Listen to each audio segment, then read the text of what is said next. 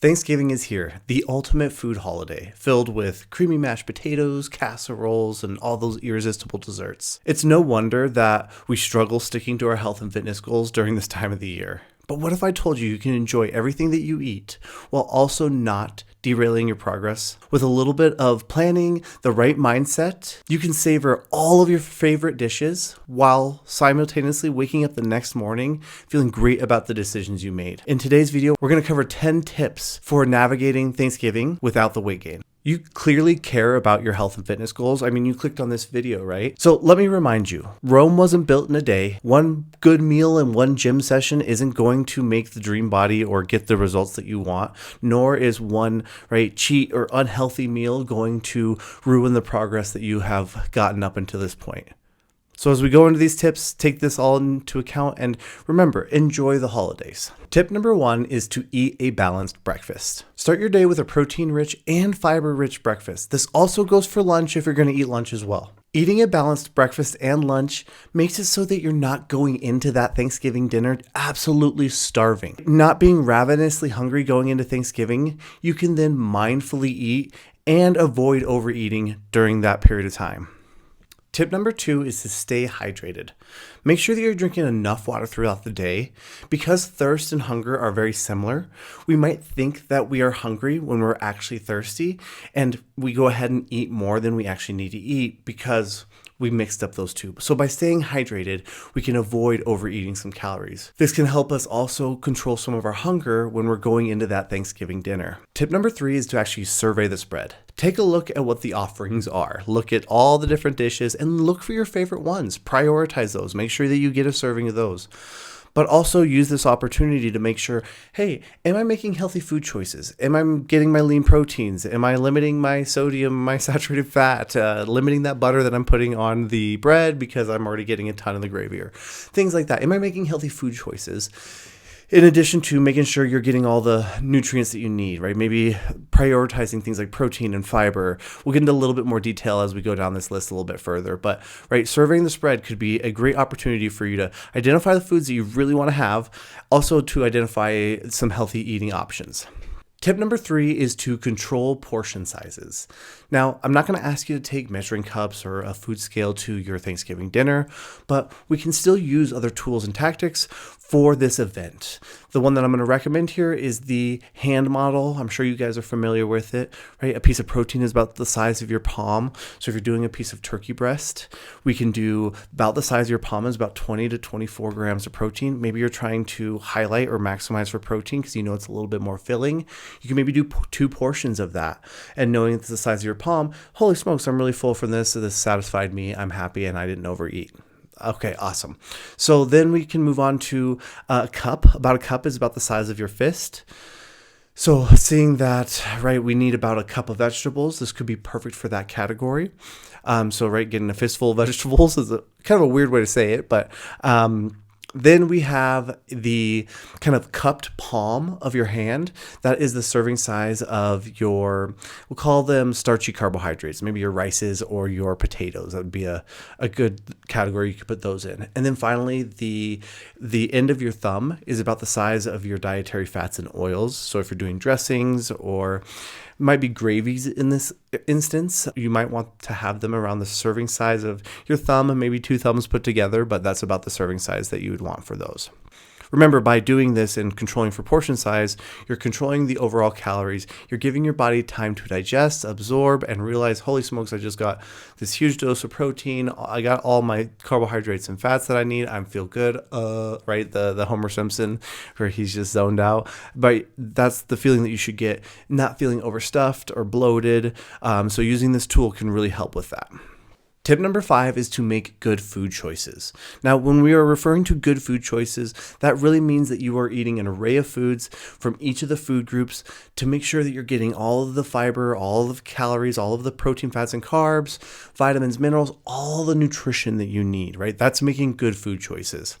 So when we're looking at that, making sure that you're eating your lean protein. So making sure that you're choosing the breast part of the turkey, or you're making sure that you're choosing some sort of vegetable. Maybe there's some baked Brussels sprouts that you're choosing for this meal, and that you're getting that, as we alluded to earlier, about a fistful or a cup's worth of vegetables.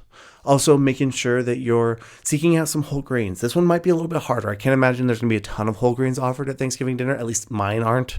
But sometimes there are whole grain rolls that you can opt for rather than the white rolls. So if there's an opportunity for a whole grain, take advantage of it. Next, making sure that you're eating some nuts and seeds. So as dinner's getting ready and they put out the little trays of food, snacking on some nuts could be a great way for you to make sure that you're getting all the nutrient needs that you need. You're able to snack a little bit and bridge it until dinner. Finally, making sure that you have some fruits in there as well. This might also be that snack time between by the time you get there and when Thanksgiving starts. So if they put out like a fruit tray, you can grab a couple pieces of fruit off that tray and then have that as one of your snacks as you're going into dinner, right? Helping you kind of manage those symptoms of hunger, starvation, ravenous hunger going into Thanksgiving dinner. So by making good food choices, you're making sure you're getting all the nutrient needs that you need throughout the day, right? You're not kind of starving yourself and then overdoing it on things that we shouldn't, but rather you're just having a balanced approach to your overall nutrition. Tip number 6 is to mindfully eat. This means eating slowly. This means taking your time and savoring each bite. This means maybe putting your fork down in between bites and or talking to someone else around you while you eat, slowing your overall eating down. By practicing this mindful eating technique, you can make sure that you're giving your body enough time to realize, holy smokes, I'm eating food, I'm swallowing food. That food is going into my stomach. Oh, my stomach's filling up, right? It gives it time for all those processes to register in your brain and for you to feel full. So if we slow down that process of eating, the chances of you going for seconds or even thirds, by the time you finish one plate, you're able to kind of slowly eat, enjoy, and fill up as you normally should. Tip number 7 is to plan for desserts. You know they're coming. Let's just plan for them. Personally, I love my aunt's cheesecake. She makes it every single year. And I love my mom's pumpkin bread. She also makes it every single year. But the store-bought pumpkin pie and the store-bought apple pie with ice cream, like that, I'm probably going to skip. Here are my suggestions. This is just a tip rather than something rooted in science, right? I normally like to pick these foods that mean something. They're handmade by my aunt or my mom. I really enjoy them. I'll normally have them while talking to them. Making sure that I enjoy those. I take the moment, show my appreciation for them, but then I'll skip the ones that aren't really worth it to me. If I'm really dialed in for, let's say I'm dieting or doing something along those lines, I'll maybe have half a serving of one, or I might do half a serving of each. If I'm less strict and I'm not dieting, I'll still try and limit it to like no more than 2 servings just to make sure I'm just not going to feel like crap later on in the evening or the next day. Tip number 8 is to keep moving. Find a way to stay active. Do a morning workout, go for a walk with the family after dinner, or help with cleanup after. This movement is going to help with digestion and keep your hunger at bay. The cold weather and the early sunsets are going to make it tough to get a workout in, so if you are going to get one in, do it in the earlier part of the day. Tip number 9 is to watch those liquid calories. They're sneaky and they add up quick, right? From the alcohol, the sugary beverages and the sodas, to the fancy cocktails, those calories add up really quick, right? A White Claw might be 100 calories for one, but then 5 of them over the course of a night, that's an additional 500 calories. That's in addition to the dinner, in addition to the treats, in addition to the snacking beforehand, right? That's where we get into trouble, are these sneaky calories that are hidden behind maybe the drinks that we're drinking. So my encouragement here would be stick to the water, stick to the seltzer waters, the bubbly waters, the flavored waters, the diet sodas, over the heavily calorically dense drinks. This is going to help cut back on your overall calorie intake and prevent that weight gain, post-holiday, but also post-Thanksgiving. Tip number 10 is to time your seconds, right? Before you think about going in for seconds, give yourself some time to digest and absorb before even considering that second round. This is going to help prevent you from, this is going to allow your body to realize that it's like, hey, I'm full, I'm satisfied, I don't actually need a second plate before you've already made that decision. So give yourself some time before you go in for seconds. This could help prevent you from overeating calories and then therefore prevent you from that weight gain. Okay, so you've done everything. You ate breakfast and lunch. They were both protein and fiber packed.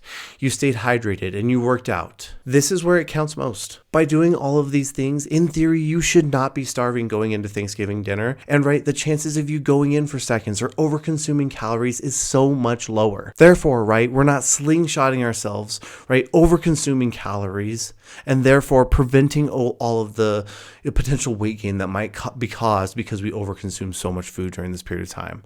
So, right, these tips are kind of a series of tips that compound on one another and make it so that just going into this event, you're just not as hungry. You feel good going into it. You're satisfied after it, and you don't overdo it, right? There's no big ebbs and flows, right? You didn't starve yourself all day to then enjoy and gorge on this meal, but rather you just stayed consistent with it. Before we go, the most important thing here is enjoying the time that you get to spend with family and loved ones, and you get to be grateful for all of the wonderful things in your life. So with that being said, I'm grateful for my dog. I hope you guys have a wonderful Thanksgiving, and we'll check in with you in the next video.